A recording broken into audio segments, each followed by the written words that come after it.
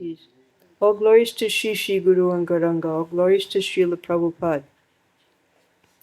So Srila Prabhupada has returned from San Francisco, and he suffered what was diagnosed finally as a mild heart attack, which caused paralysis in the left side of his body. And he was admitted into the Beth Israel Hospital, where the doctors considered him to be their property, and they were giving him tests and injections, spinal tap.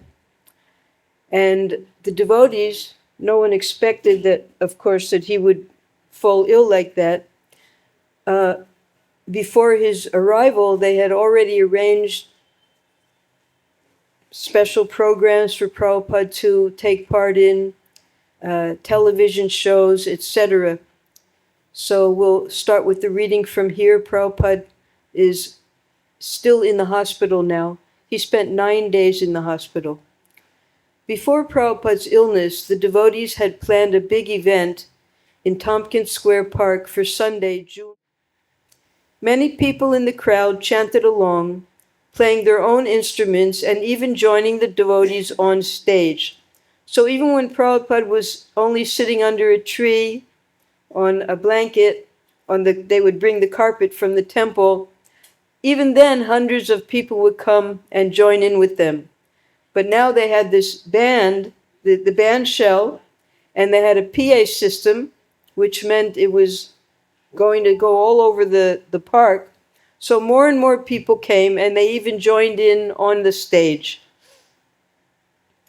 Kirtananda stood before the microphone and announced that Bhaktivedanta Swami, although ill at Beth Israel Hospital, had prepared a message for everyone. Many among the Lower East Side crowd were acquainted with Bhaktivedanta Swami and his chanting of Hare Krishna. They listened as Kirtananda read, "My dear young, beautiful boys and girls of America, I have come to your country with great hope and a great mission. My spiritual master, Om Vishnupad Paramhamsa, Paribrajakacharya Sri Srimad Bhaktisiddhanta Saraswati Goswami Maharaj asked me to preach this cult of Lord Sri Chaitanya Mahaprabhu in the Western world. That was the seed-giving incident. Gradually the seed fructified, and I was prepared to come to the Western world." So we can remember that the second volume of the Prabhupada Lilamrita, that was called Planting the Seed. First volume, A Lifetime in Preparation, was when Prabhupada was still in India. And then the second volume was when Prabhupada planted that seed that was soon to fructify, the seed-giving incident being the order of his spiritual master. Now this third volume is called Only He Could Lead Them, because when Prabhupada fell ill, the devotees realized that they were not prepared to carry on Prabhupada's mission without him. Still, I do not know why I was so much attracted by the land of America, but from within, Krishna dictated that instead of going to Europe, I should better go to America. So you can see that I have come to your country under order of superior authority. And even after arriving here, when I perceive that some of the youngsters are being misled, confused, and frustrated, this is not the condition of your country only, but in every country, the young people are neglected, although it is they who are the flower and future hope of everyone. So I thought to myself that if I go to the American youth with my message, and they join with me in this movement, then it will spread all over the world, and then all the problems of the world will be solved. How I would like to be with you in person today. But Krishna prevented that. So please pardon me and accept my blessings in this written form. So the education at this time in America was to reject authority. I remember in high school we had a sociology teacher, and he warned us that any philosophy that's based on so-called authority should be rejected, because we have to learn how to think for ourselves. Now here was Srila Prabhupada coming based on the Vedic authority, saying that this was a cult. This is exactly what the education was teaching against in America. But still, by the power of the holy name and the strength of Prabhupada's pure character, the young people were being attracted. And Prabhupada is going to give an example coming up. This process of Sankirtan, this singing and dancing, is so nice because from the very beginning, it places everyone on the spiritual platform. There are different platforms or levels to our existence: the bodily platform, the mental platform, the intellectual platform, and the spiritual platform. When you stand on the spiritual platform, then all the problems created by the necessities of the body, mind, intellect, and ego become solved. Therefore, I appeal to you to join this movement most seriously. That was another word that the sociologists would warn the youth. Stay away from movements. It means blind faith. So Prabhupada, he was using all of the phrases that the young people were being warned to steer clear of. And they themselves were rejecting so much of the authority in America. But by Prabhupada's strength, he was able to convince the American youth to follow the Vedic authority, to take up this chanting, which is authorized, to become a member of this movement, and to join this cult. The process is very simple. We ask everyone to come join us with us in chanting. Here's something of the philosophy of life taught by Lord Krishna. Take a little prasadam, foodstuff that is prepared and offered to the Lord, and peacefully, with refreshed mind, go home. That is our mission. Here's another. We do have certain restrictions. Practically, they are not restrictions, but something better in place of something inferior. The other day, Mr. Alan Burke questioned me on his television program. Swamiji, why do you insist on marriage?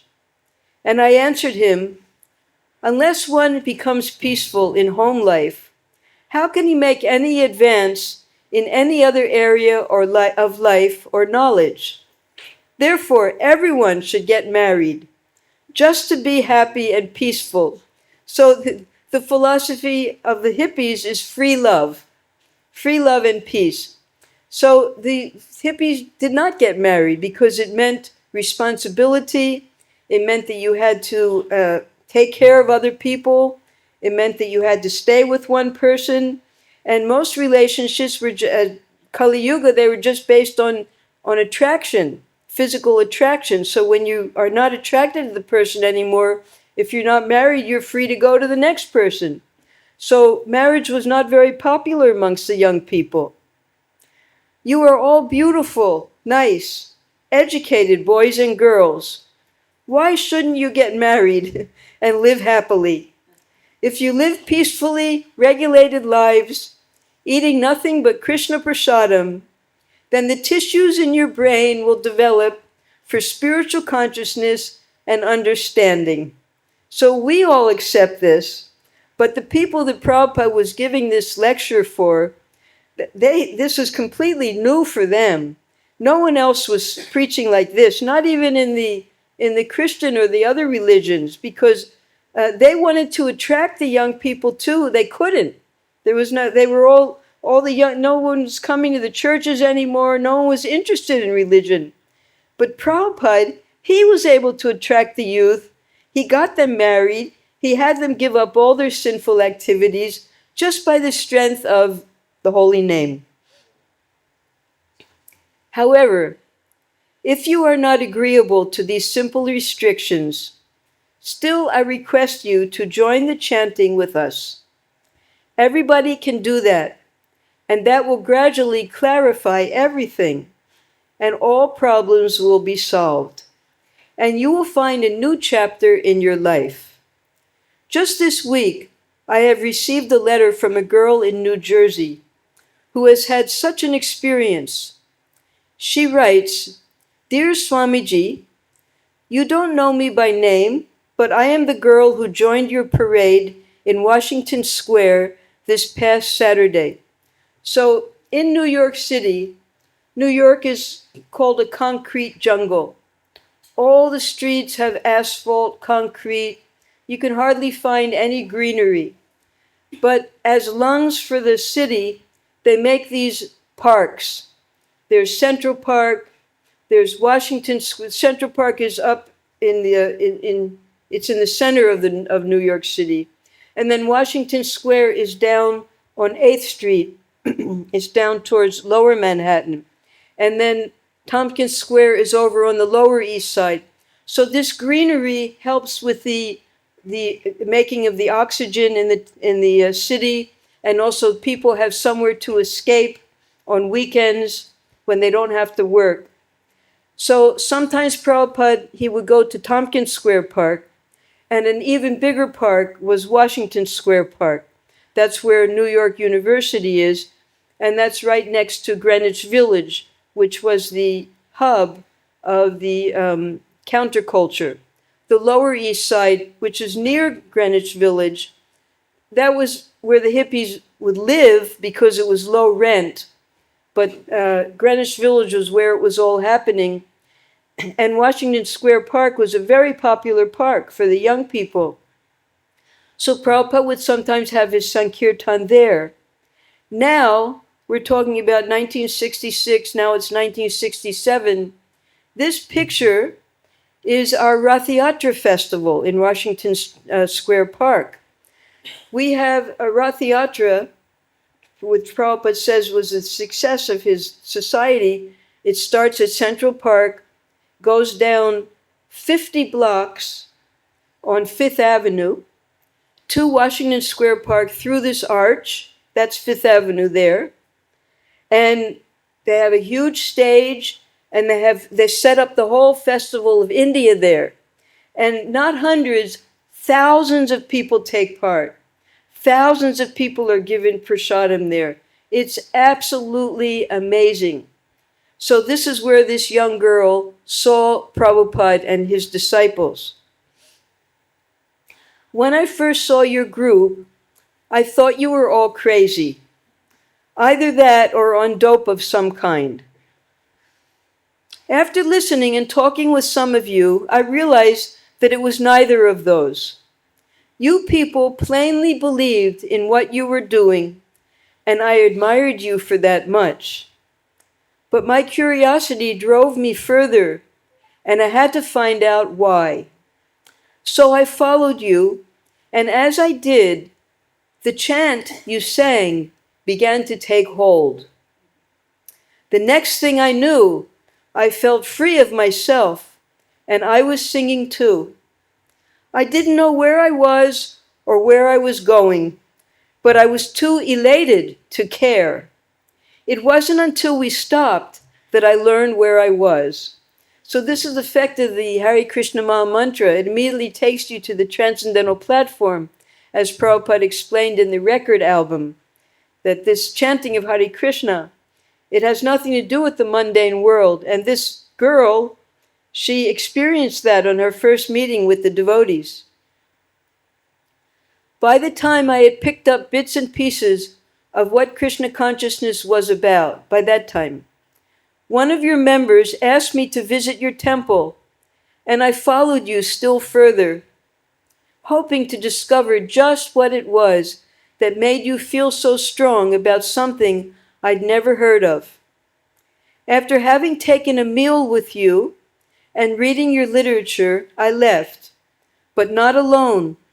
I took with me a new awareness of life. It occurred to me how futile my desires for material things in life were, that a new dress or big house or color television were not important. If only people would open their eyes to the endless number of pleasures God has already given us, there would be no need for looking any further. So this was a part of Prabhupada's speech that he was having Kirtanananda read. You people are truly lucky. You may have had to do without many things, but because of this, you are able to enjoy the simple, God-given treasures of the world.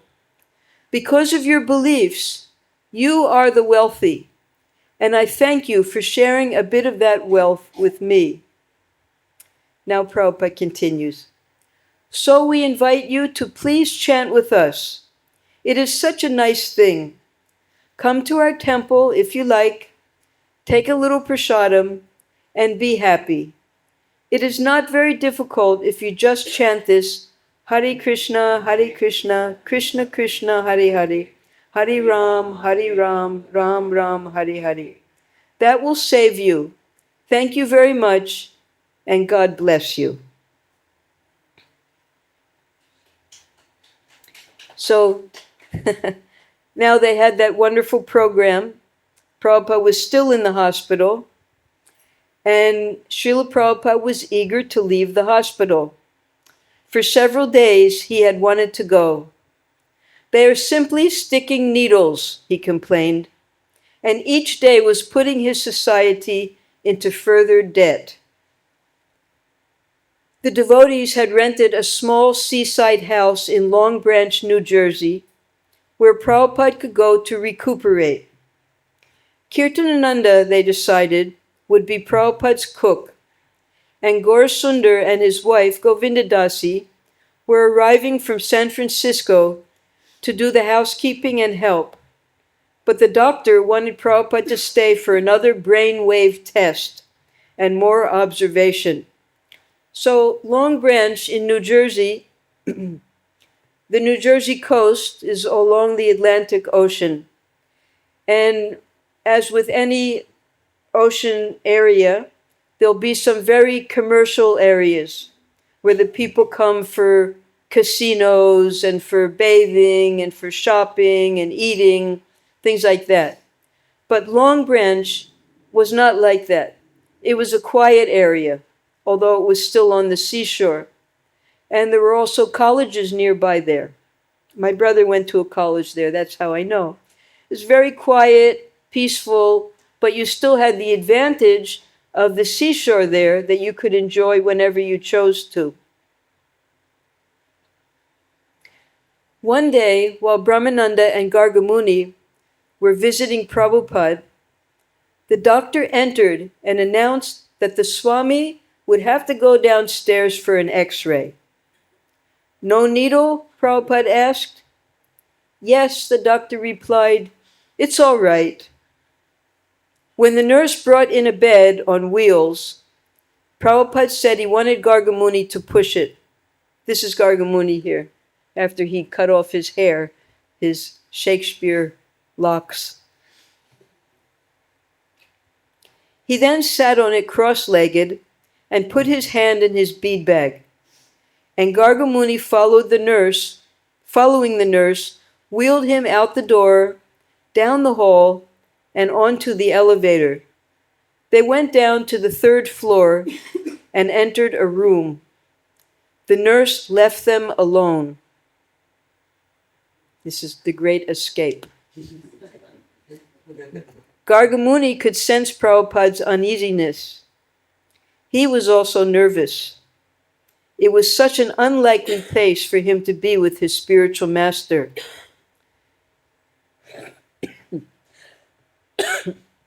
Then a different nurse entered with a needle.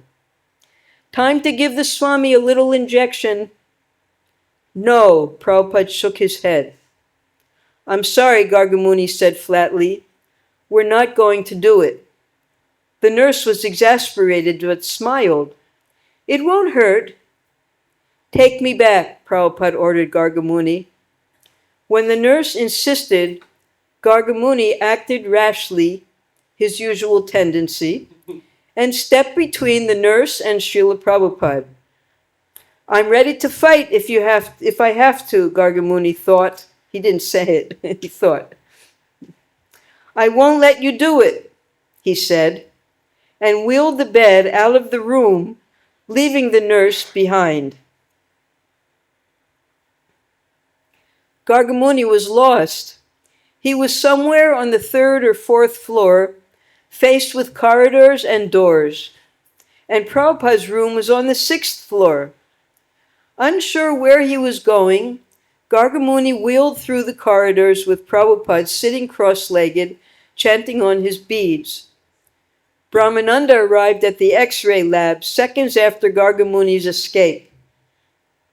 The nurse and an intern complained to him about what had happened.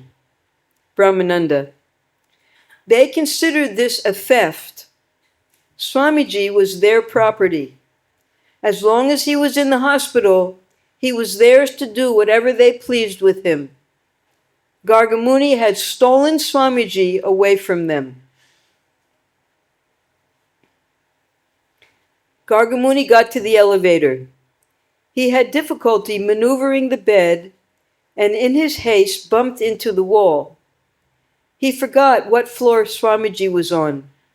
He only knew that he was protecting Swamiji, who wanted to be taken away. When Gargamuni finally reached Prabhupada's room, 607, an intern was there and spoke angrily. I don't care, Gargamuni said. He doesn't want any more needles or tests. We want to leave. Brahmananda arrived, calmed his younger brother, and helped Prabhupada back into bed. Prabhupada said he wanted to leave. When the doctor came in, Prabhupada sat up and spoke decisively. Doctor, I am all right. I can go. And he shook the doctor's hand to show him he was hale and hearty. The doctor chuckled. He said that although Swamiji was getting stronger, he would have to stay a few more days. He was by no means out of danger yet. He required careful medical surveillance. They needed to run another electroencephalogram. That's where they put all of the electrical things on Prabhupada's head to see how his brain was functioning. Prabhupada said that they actually wanted to operate on him to find out how his brain was functioning. Srila Prabhupada still had pains around his heart, but he told the doctor his boys had a place for him to rest by the seaside. This was very good, the doctor said, but he couldn't let his patient go just yet. But Prabhupada had made up his mind. Brahmananda and Gargamuni arranged for a rented car. They gathered Prabhupada's things and helped him dress. As they escorted him out of his room, and the hospital staff saw that the boys were actually taking the old man away, some of the doctors and nurses tried to stop them. Brahmananda told them not to worry. Swamiji was very dear to them, and they would take good care of him. He would get regular massages and plenty of rest, and they would get him whatever medicines the doctors prescribed. After a rest by the seaside, he could come back for a checkup. Brahmananda: then the doctors became fed up. They threatened us. This man is going to die. They really scared us. They said, this man is going to die, and it's going to be your fault. Even as we left, they said, this man is condemned to death. It was horrible. At 10 a.m. on June 8th, they left the hospital. Prabhupada wanted to stop briefly at the temple at 26 2nd Avenue before going to the house in Long Branch. Entering the storefront, walking shakily, he came before the portraits of his spiritual master, Bhaktisiddhanta Saraswati, and his spiritual master's father, Bhaktivinoda Thakur, For the first time, Prabhupada's disciples saw him offer fully prostrated obeisances. As he prostrated himself before his Guru Maharaj, his disciples also paid obeisances and felt their devotion increase. Now, we can remember back when Prabhupada stayed with Dr. Mishra. Dr. Mishra was a medical doctor. He had written many books, both on yoga and on medicine. And he was treating some of his patients. And one of his students' 3-year-old son had a kidney condition. And he was treating that baby, and the child died. And Dr. Mishra was held responsible for that death, and a case was made against him, and it was a big thing in the newspaper. This yogi was doing quack medicine, and the child died. So the devotees were taking a great risk by disobeying the doctors and taking Prabhupada out of the hospital. But because Prabhupada insisted upon it, they took that risk.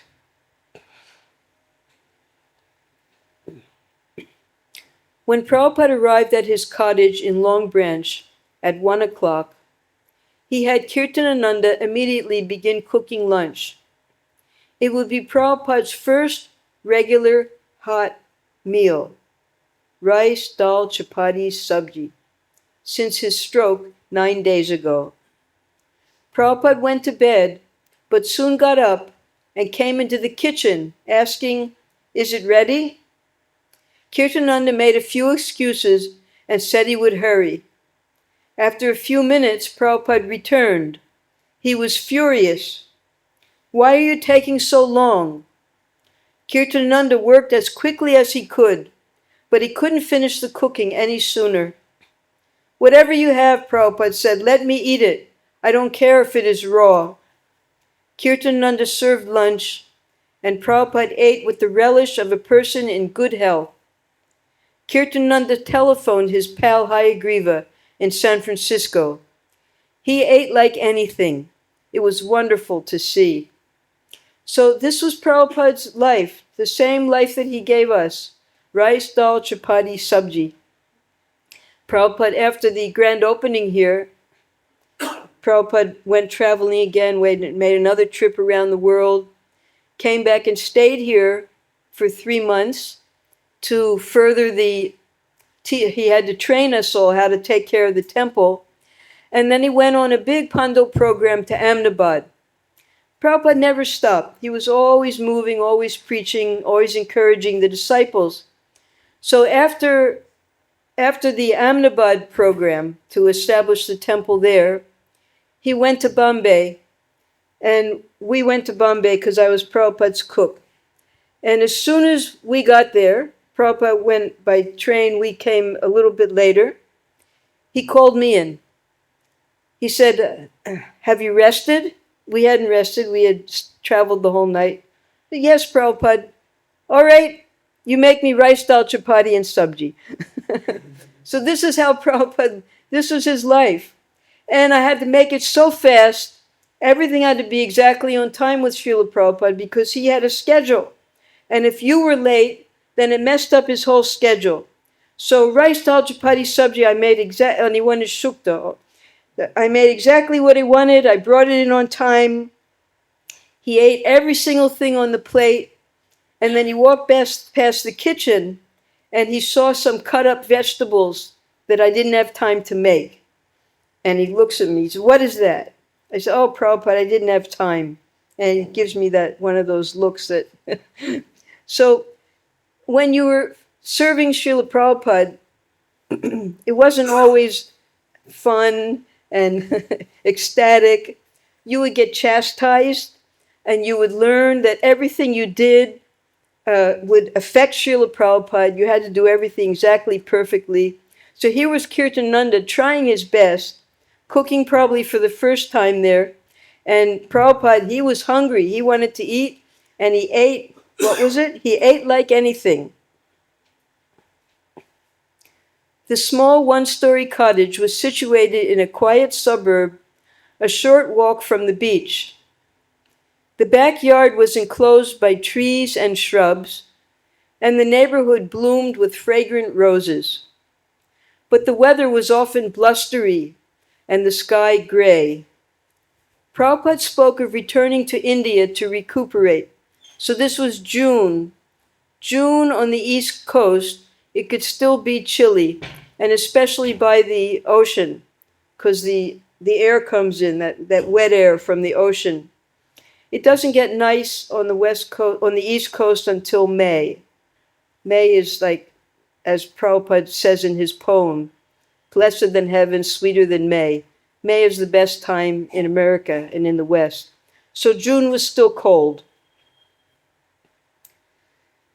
Prabhupada spoke of returning to India to recuperate, because we know what it's like in June in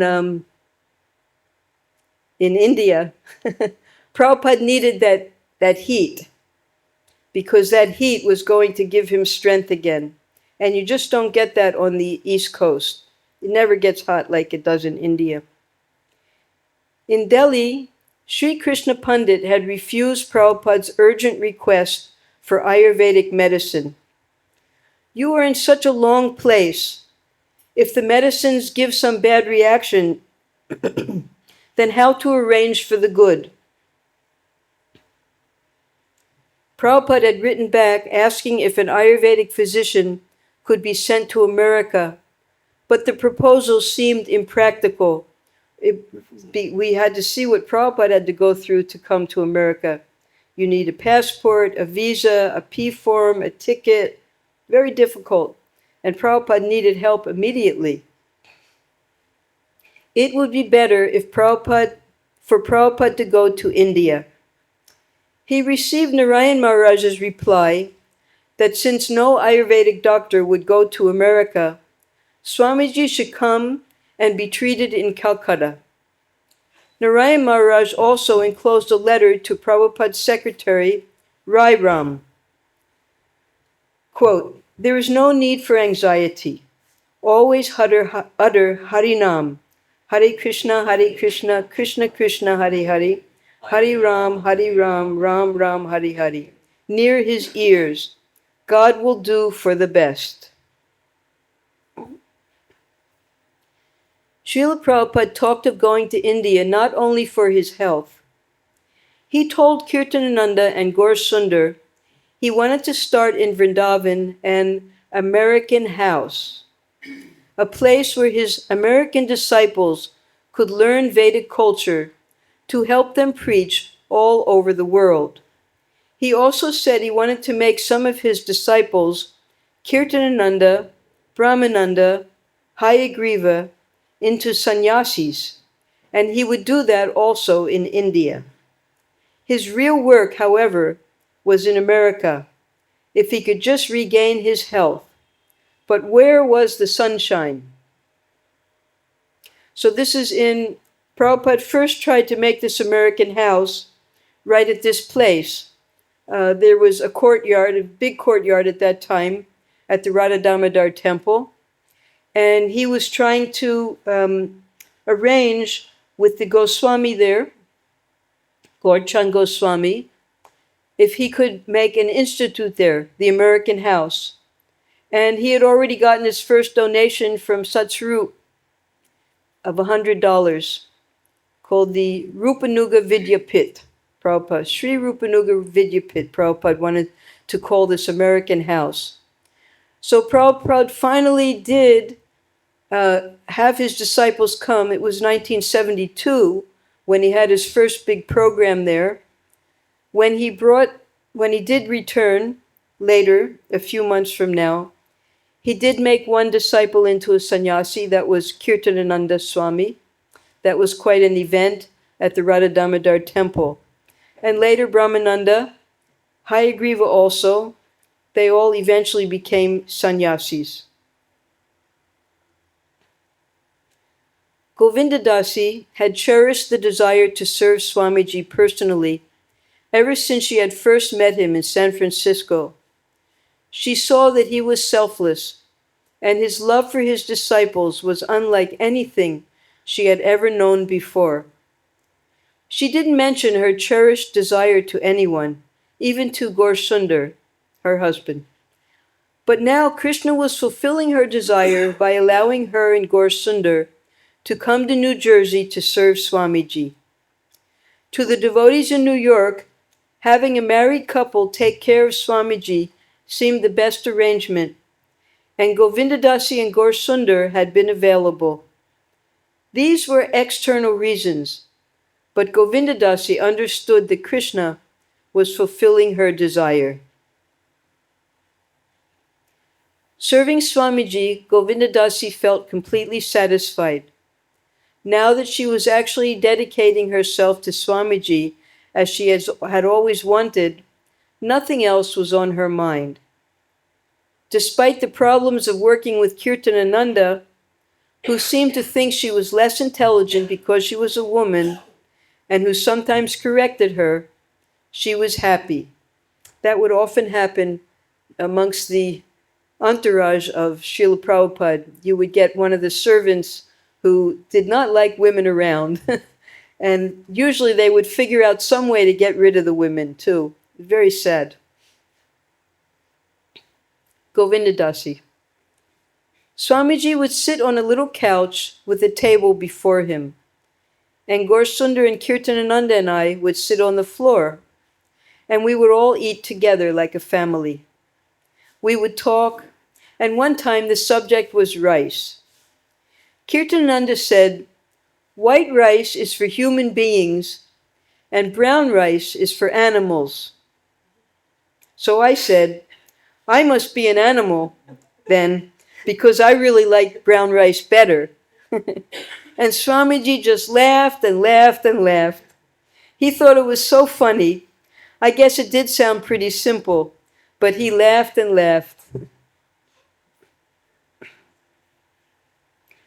Prabhupada was sitting in the backyard when Govindadasi saw a large slug climbing on a wall. We have slugs here also. They come in the rainy season. She showed it to Prabhupada. "Chant to the poor thing," he said, and she began to chant Hare Krishna. Prabhupada would often, he would examine and he would look at what the insects were doing. One time there was one bug that wasn't moving, and he told his servant to pick up the bug and put it on a flower so that it could eat because it was hungry. And here, at his room here, just over here, he was examining a mosquito. And Bhagaji came into his room. Bhagaji was his dear friend. And Prabhupada just started to describe the mosquito. That you just see this mosquito, it's just like an airplane. It can fly anywhere at once. It doesn't need any fuel. But it's better than any airplane that a human can make because it can reproduce other airplanes. So Prabhupada saw everything in a transcendental light.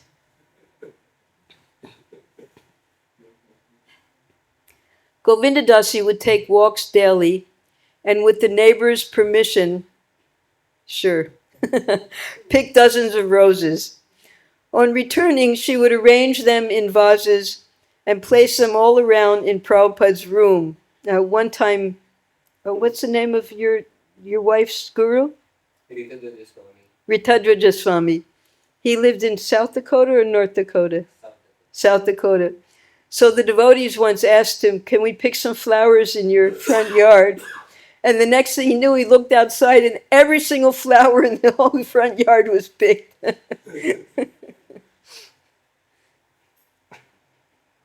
On returning, she would arrange them in vases and place them all around in Prabhupada's room. One time when Prabhupada heard her loudly singing Hare Krishna as she returned from the neighborhood, he remarked to Gaur-Sundar, "She is very simple-hearted."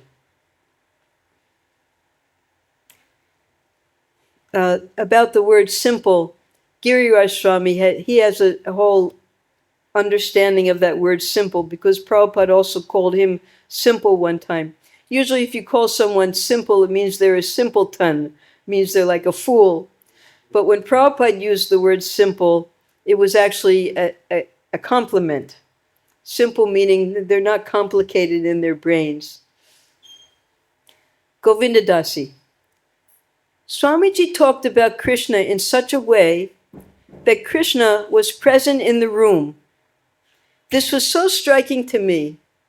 He would talk about Krishna's activities, about how Krishna is doing this and that, and how Krishna is so wonderful, and Mother Yasoda is thinking like this. He would talk, and he would get into such a beautiful state that the whole room would glow golden. I would feel as if I were being transported to some other realm, and it was all very new to me. I didn't have any great understanding of what was going on, but it was an actual transcendental experience of feeling Krishna's presence and almost glimpsing within the heart the memory of his pastimes. Swamiji playing kartals, Swamiji walking on the beach, Swamiji sitting in his room or taking a nap. Everything he did seemed wonderful to Govindadasi, and everything he did or said seemed to endear him more and more to her. Devotees would travel no more than 2 at a time and only once a week, from Manhattan to Long Branch to visit Swamiji. Mostly they would see him sitting on his bed, but sometimes they would walk with him on the beach. The morning sunshine, he said, would help him, but the gray skies persisted. As Prabhupada sat one morning with Kirtanananda, Gaursundar, Satsvarup, Govindadasi, and Jadharani on a blanket spread on the sand, he noticed some boys with surfboards trying to ride the waves. They think this is bliss, playing in the water, he said.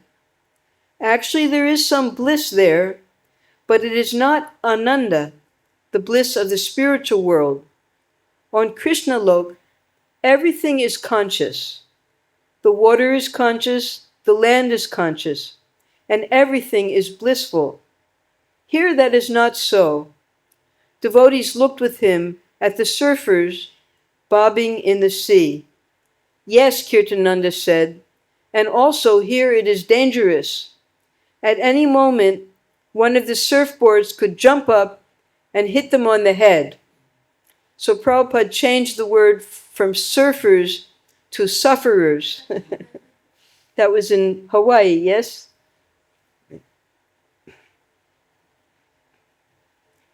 Yes, Srila Prabhupada said, this is not real Ananda. Prahlad Maharaj has said that this material world is crushing him like a grinding wheel of repeated birth and death. He says that in material life, he experiences either separation from what is beloved to him or meeting up with obstacles he doesn't want. And in order to combat this condition, the remedy he takes is even worse than the disease. LSD is like that, a remedy worse than the disease. By this time, Srila Prabhupada had seen many young boys and girls on LSD because they were being brought to the temple, even by the police, so the devotees could help them. So he very well understood that although the devotees were trying to escape the miseries of their life by taking LSD and having what they hoped to be a mystical experience, many times it was a very frightening experience. So in that way, the remedy was sometimes worse than the disease. Except that Prabhupada's face looked thin, his appearance was the same as before his illness. He sat among them, wrapped in a gray wool chadar. They knew he must be very careful about how much he did. They would never forget, as they had forgotten before, that he was 72 years old. Perhaps never again would they be able to enjoy spending as much time with him as before. Certainly, for now, his intimate association had become a rare treasure. Sitting inches away from Prabhupada on the beach blanket, Satsvarup asked a question on behalf of the devotees in New York. Swamiji, is wearing of leather shoes permissible? No. What if someone has given us some leather shoes? Leather means violence, Prabhupada said. He pointed to Satsvarup's shoes of inexpensive man-made material.